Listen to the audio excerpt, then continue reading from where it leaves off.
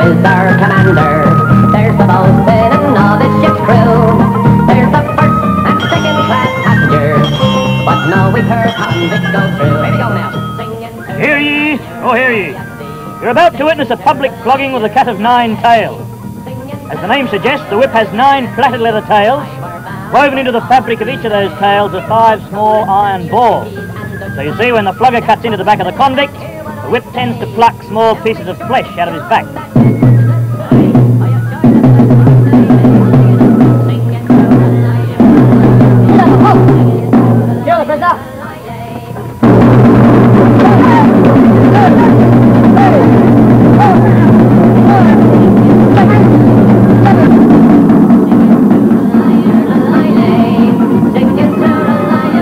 Welcome to good old Sydney.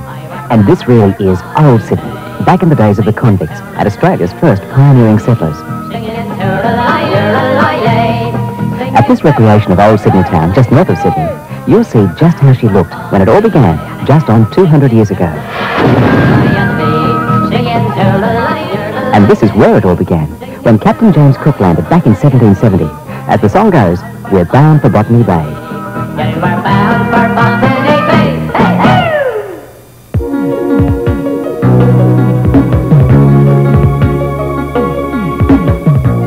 Today, Botany Bay is still an important gateway to the exciting city of Sydney. Sydney's other important gateway is, of course, the Sydney Harbour Bridge, or what we affectionately refer to as the coat hanger. In its day, it was the most ambitious engineering project ever undertaken in Australia. For over 50 years, the coat hanger has linked the northern half of the city with the south.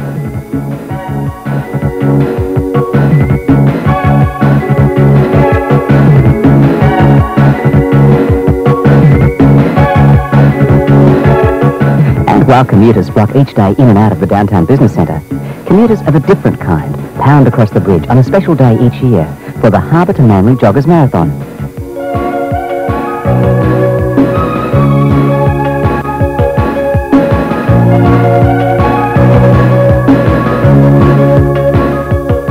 You can bus, train or drive across it. Or if you feel like taking a closer look, you can walk across it. Even climb to the top of one of the massive granite pylons.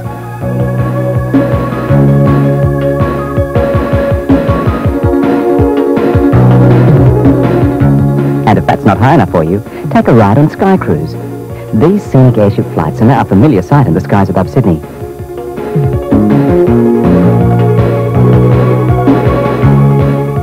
You'll need your opera glasses to get a good look at our city's architectural pride and joy, the Sydney Opera House. From up here, it looks more like a cluster of barnacles on Bennelong Point. But from down here, the impressive white shells of the Opera Hall and the Concert Hall feel more like the light billowing spinnakers of the yachts that zigzag across Sydney Harbour.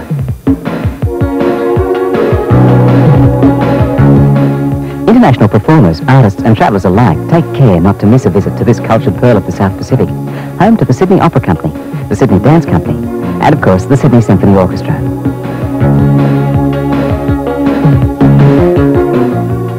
The Bennelong restaurant in the Opera House is a performance of its own, reflecting both fine cuisine and the harbour nightlife.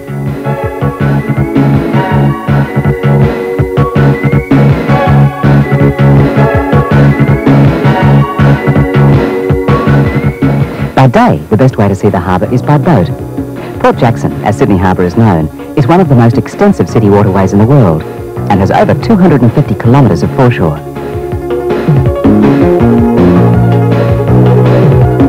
Just around the corner from the Opera House, you'll find the harbour ferries pulling in and out of Circular Quay. Step up the gangway and discover the many hidden surprises around the inlets and coves of Port Jackson.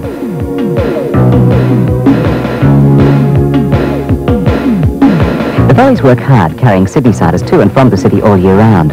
But during the Festival of Sydney, the ferries take time out for the Sydney Ferry Boat Race. Amid banners and water cannons, all hell breaks loose as the ferries dash to the finish line in a frenzy of seething foam.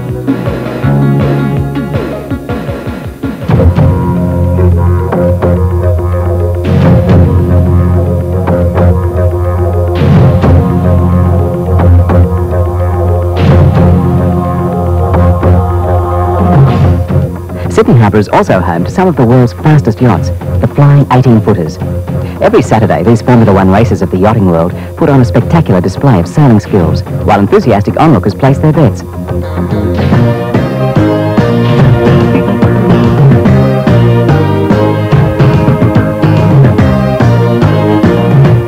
For those of you who enjoy a more leisurely pace, why not sit back and enjoy a smorgasbord or candlelit dinner aboard the Captain Cook cruise boat, while your guide takes you on a memorable tour of Sydney's harbourside treasures, such as Fort Denison, or Pinchgut, as the locals call it. It was built in the days of the Crimean War, when Sydney thought the Russians were going to invade. And then there's Clark Island, one of the many islands you can visit in Sydney Harbour. Abounding with maritime relics, and some say a resident ghost, Clark Island is understandably a popular spot for family picnics. Sydney's Maritime Museum at Birkenhead is another living reminder of how important the great tall ships and windjammers were to Australia's early history, as they plied back and forth to the motherland and the old world.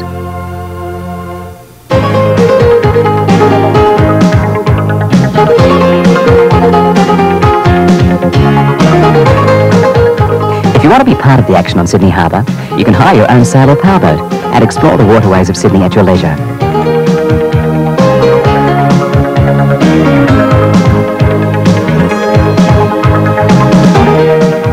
There's even a barbecue boat, the best way to toss a shrimp on the barbie.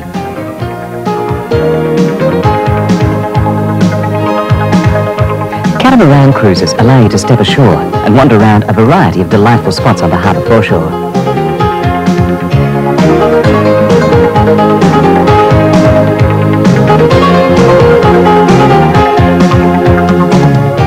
You'll notice a number of netted swimming areas around the harbour, such as Balmoral Beach and this one at Nielsen Park.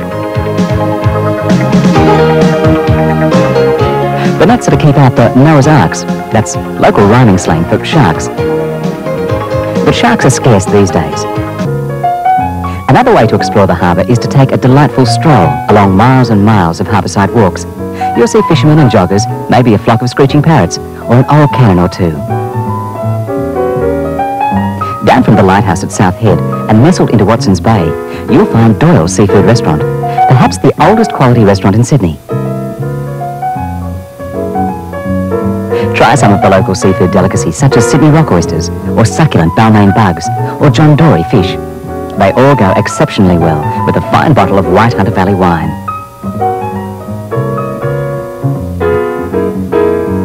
Now the thing to do at Doyle's is to dine outside, just as the late afternoon sun comes flooding in across the harbour.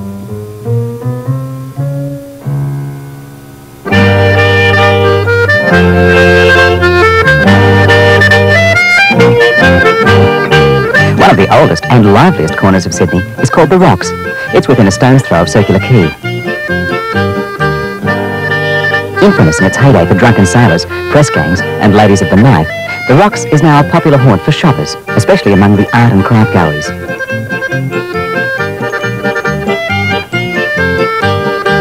Seafood is never far away in Sydney, but if you crave something big and Bavarian, or maybe something sweet and sour, you'll find that The Rocks caters to every taste.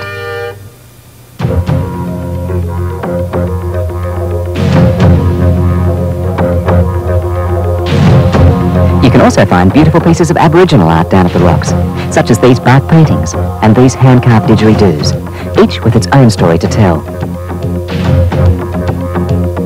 And if you really want to live the part down in The Rocks, take a hansom cab down Memory Lane.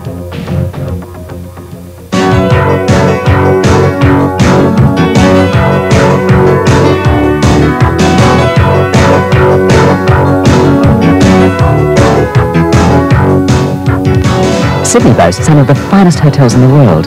Most are within easy walking distance of The Rocks. The Sydney Regent has incorporated exciting contemporary design into its luxury accommodation.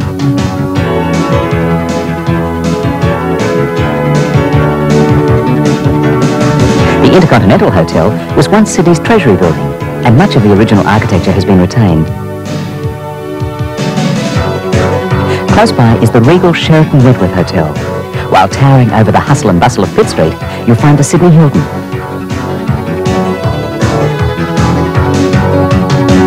For a bit of lively adventure during the day, take the kids out to Australia's Wonderland with its outrageous roller coaster and water slide.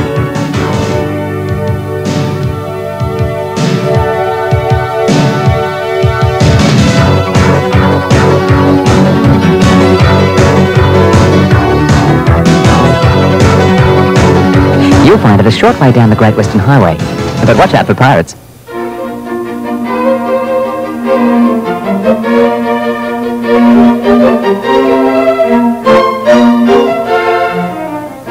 Discover the art of shopping in Sydney's elegant Queen Victoria building.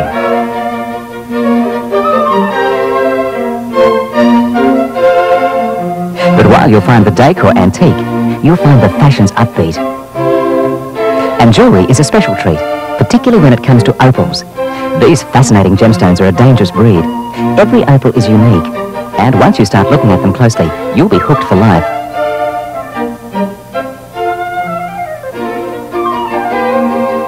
Chic and elegance are the passwords at this department store. Whether you're shopping for perfume or the latest creations from the world's top fashion designers, you can be sure of exclusive quality from some of the world's finest stores. In Sydney, you'll find shopping to suit all occasions. At the heart of the downtown shopping district, you'll find the high-flying Sydney Tower.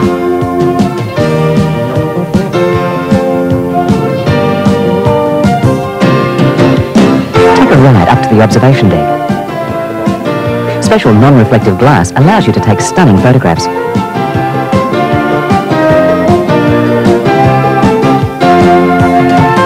Or stay a while and enjoy a delightful meal at the revolving Sydney Tower restaurant.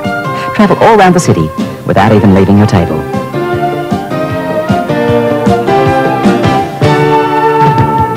Sydney's beaches can be found all along the 50 kilometres of the city coastline, from Cronulla in the south right up to Palm Beach at the northern tip. Sydneysiders are very fond of their beaches, and a short trip to any ocean beach close by, like Bondi or Manly, will soon show you why. You'll find some people perfecting their style, or perfecting their tan, while others keep their muscles primed, or their heart pumping. The closest ocean beach to the city centre is Bondi, and is easily reached by train and bus or taxi. Bondi is famous around the world for its surfers, lifesavers and bronze sunbathers. What better way to spend a Sunday afternoon than to kick back on the warm white sand and watch the world go by. The wide variety of cafes and restaurants in Bondi reflect its growing cosmopolitan character.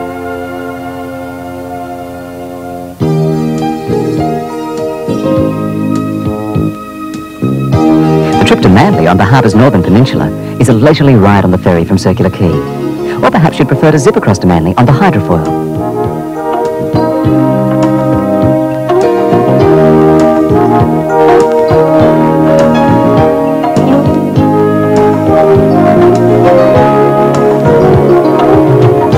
Stroll along the Manly Corso. It's like a pantomime going on all around you. Or feel the cool ocean breeze as you sip your cappuccino in the sun. Manly's magic. Now, if you're looking for a ferry ride of a different breed, take a trip over to Taronga Park Zoo. Taronga Park Zoo is home to thousands of uniquely Australian animals, such as the famous kangaroo and koala. Or the amiable wombat, a cousin to the koala, but unlike the koala, which lives in eucalyptus trees, the wombat prefers to live in the ground. In the Taronga Aquarium, you can see a kaleidoscope of tropical fish from Australia's Great Barrier Reef. You can walk through the largest aviary in the Southern Hemisphere, or creep through the Nocturnal House with all its weird and wonderful creatures of the night.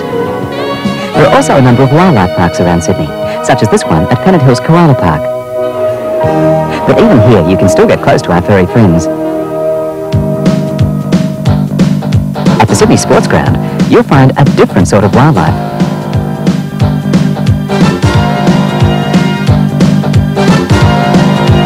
This is where you'll see the best of the team sports in action. In winter, the name of the game is football, but there are several kinds of football played in Sydney.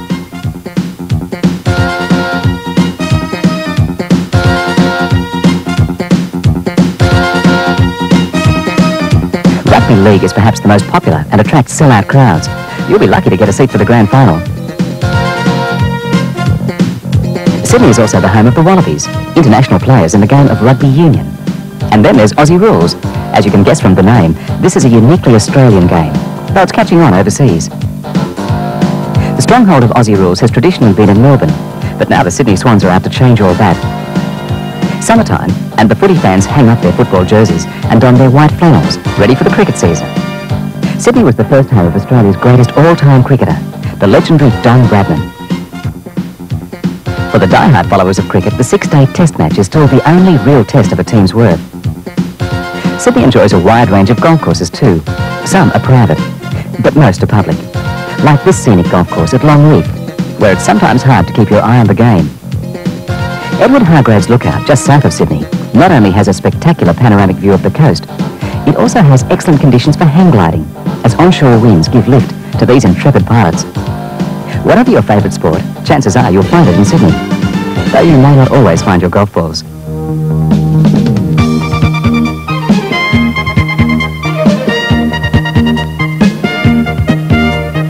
Sydneysiders love a bit of a gamble, and if you take my tip, you'll head down to Rosehill Racecourse and take a punt on the horses.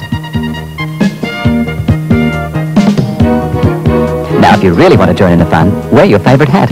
The fashion stakes are also high at the Rosehill Racecourse.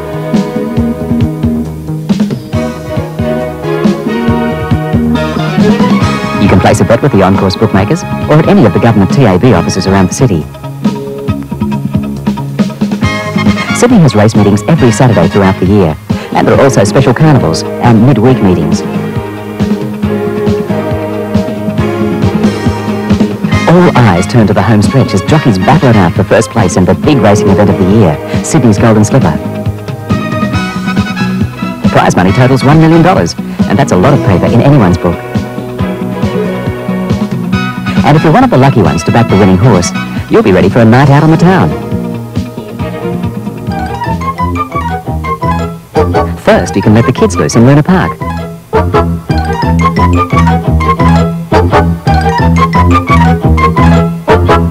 Then slip aboard the luxurious John Cadman for a divine dinner cruise on the Harbour.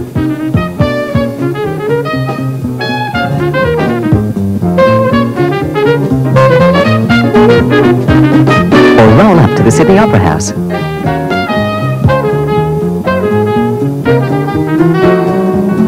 If you arrive at the Opera House during the afternoon, you can go on a tour of the entire Opera House complex.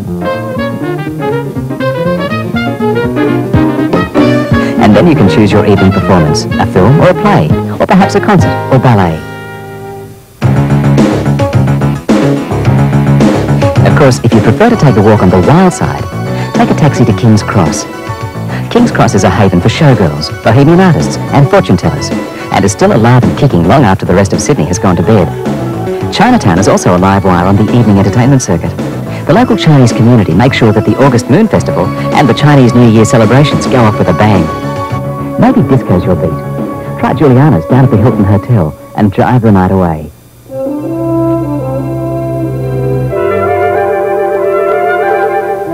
A beautiful morning sun at Rose Bay. Here was once the home port for giant Sunderland flying boats, which conducted regular passenger flights between London and Sydney. Today the flying boats are gone, but you can still catch a seaplane up to Palm Beach.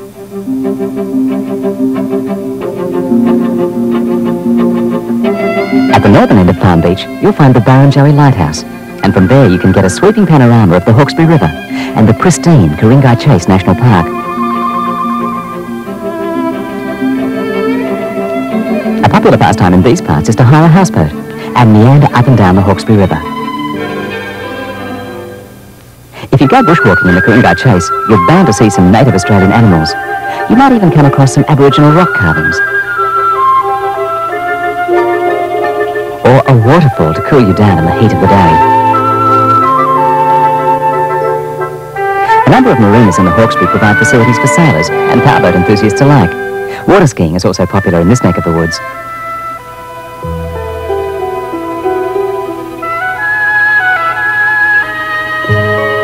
And if you've suddenly discovered you have a little more time to spare, why not try a little loveboat-style luxury cruising on the new Hawkesbury River Cruiser for 2 days and 2 nights of, well, doing everything. Or doing nothing at all. As rural pastures and old pioneer settlements slip quietly by.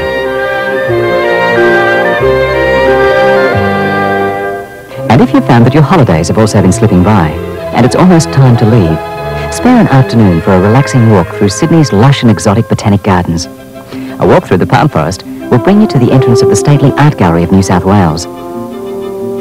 Close by is Macquarie Street, which plays an important role in Sydney's history, and now is the site of the original Mint, the State Parliament, law courts, and the Sydney Conservatorium of Music.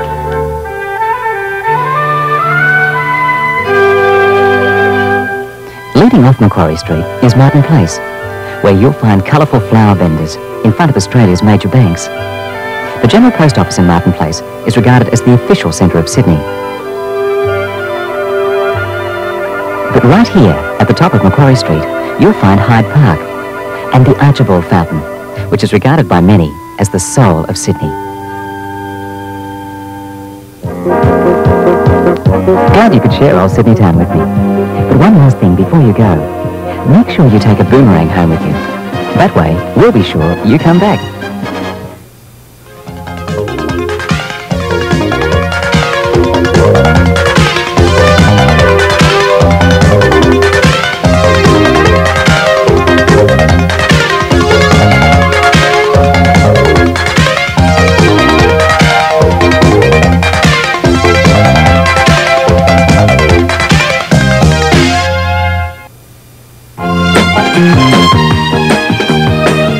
Also available in the series, your Aussie holiday video, Destination Cairns, gateway to the Great Barrier Reef. Cairns has something for everyone. Sun, scenery,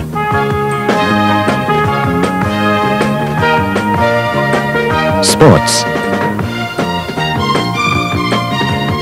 wildlife,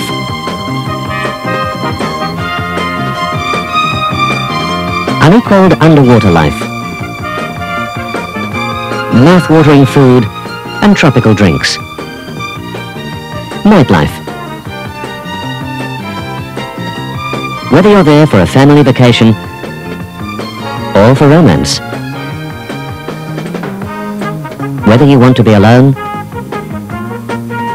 or with other people, Cairns has it all. Destination Cairns, now available from Aussie Holiday Videos.